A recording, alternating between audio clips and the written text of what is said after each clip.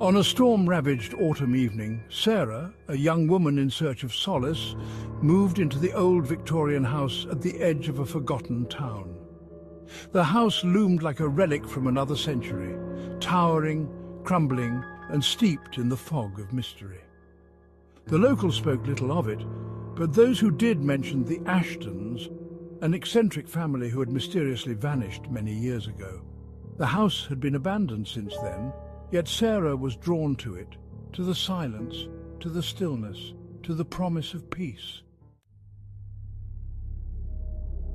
But as she stepped inside, the heavy air seemed to press down on her chest. The house creaked in ways that no building should. The floorboards groaned as if they held secrets buried deep within the walls. A faint mustiness hung in the air, old wood, stale air, and something else. Something wrong. Sarah dismissed the uneasy feeling as nerves. She'd always wanted a place of her own, far from the noise of the city. The house was spacious, filled with the charm of vintage mouldings and antique woodwork. But it was also cold, frighteningly so. As she unpacked, she felt a chill in the air, even though the heating system worked perfectly fine.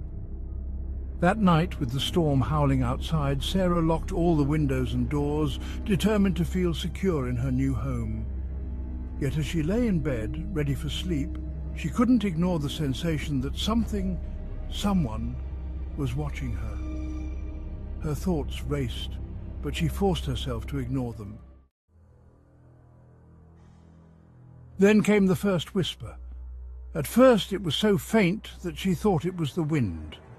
But no, it was a voice, soft, hushed, like a whisper from the other side of the room. "Sarah!" Her breath caught. She sat up in bed, wide-eyed, straining to hear. The house was silent once more. No wind, no creaks, nothing but the faint sound of her own heartbeat. "Sarah!" came the whisper again, clearer this time, as though it was coming from inside the walls. Terrified, Sarah scrambled out of bed, her feet cold on the wooden floor. She moved toward the hallway, glancing around the dimly lit room. The house felt unnervingly still. Yet the whisper persisted, swirling in the dark corners, echoing from all directions, but never directly in front of her. "Sarah, help us!" Sarah's heart raced as she turned, thinking she had heard someone at the front door. The whispering had stopped for a moment, but she couldn't shake the feeling that she wasn't alone. As she walked toward the entrance, a shiver ran down her spine. There, in the hallway beyond, she saw it. A shadow, tall, unnaturally tall, stood at the far end of the corridor. It was no human figure. It was a dark, shifting shape that seemed to blend into the shadows, flickering like a candle flame about to be extinguished. The hallway was empty, save for that thing standing at the far end. The figure didn't move, but Sarah could feel its presence, cold, oppressive. The air around it was charged with a heaviness, as though the house itself were holding its breath. The whispering returned, louder now, swirling around her. "You shouldn't have come." Frozen, Sarah stared at the figure, her body stiff with fear.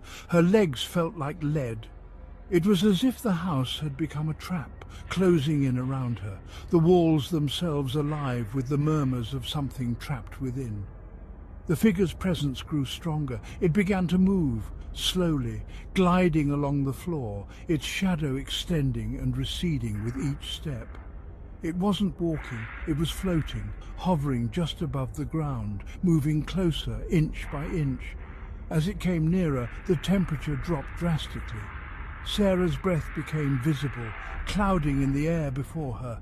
The shadow stretched, growing taller, more sinister. The whispering became an unbearable cacophony, voices joining in, all of them desperate, pleading. "Help us!" The figure stopped just a few feet away from her, its face shrouded in darkness. By morning, Sarah's nerves were frayed. She couldn't ignore the whispers anymore. They followed her, taunting her, always lurking just out of sight. She knew she had to learn the truth about the house, about the Ashtons, if she were to have any hope of escaping. That afternoon, she discovered a hidden room. It was tucked behind a section of the basement wall, a part of the house that had been sealed for years. As Sarah pried away the old planks, a draught of cold air rushed past her, and the unmistakable scent of decay filled the space. A dusty journal lay on the floor, the leather cover cracked and fragile with age. The pages were yellowed, the ink faded, but one entry stood out to her. It was written in frantic handwriting. "We tried to leave, but it won't let us.